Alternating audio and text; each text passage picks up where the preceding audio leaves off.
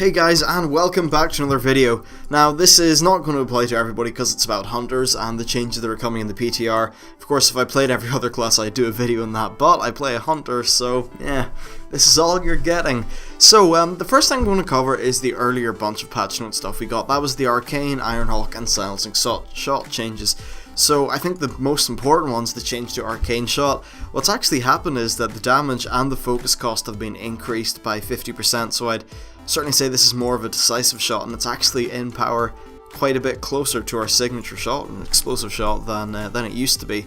And for the talents, they've changed the aspect of the Ironhawk, so it's actually been nerfed from 15% reduction to 10%, and Silencing Shot's now only for Beast Mastery Hunters, which, or not Beast Mastery, sorry, Marksman, which is kind of, I don't know, I think it's a bit of a strange change.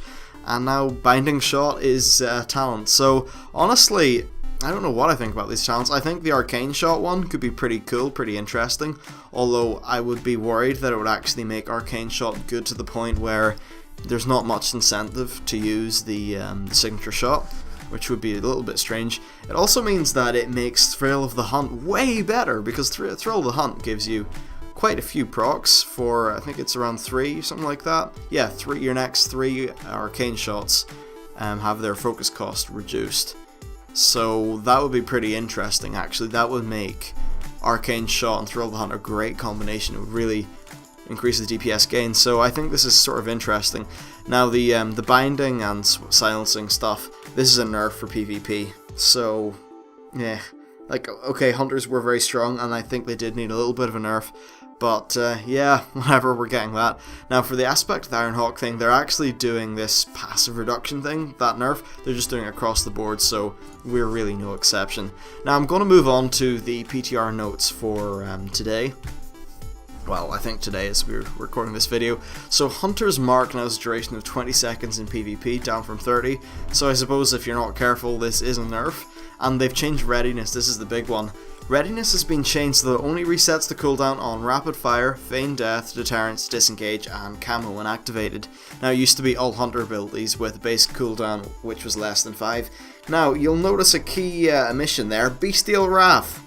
Holy shit. So that's quite the nerf to Beast Mastery Hunters, and it's also a PvP burst nerf. It just, damage nerf all across the board, so I really don't know what I think about that. I was quite happy with the way Readiness and all that stuff worked. So, I don't know guys, what are they doing to our hunters? Now, Revive Pet, this is a nice little buff. Revive Pet no longer requires you to have line of sight with your pet's corpse, so I think that's pretty self-explanatory and quite good.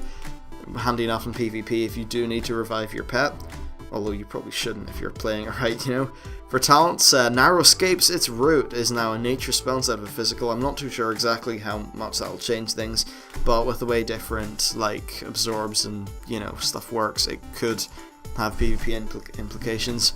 Now for Spirit Bond, it's been increased to 3% of your total health every 2 seconds, which is up from 2%, so that's a nice little buff of 50%. It's pretty nice actually.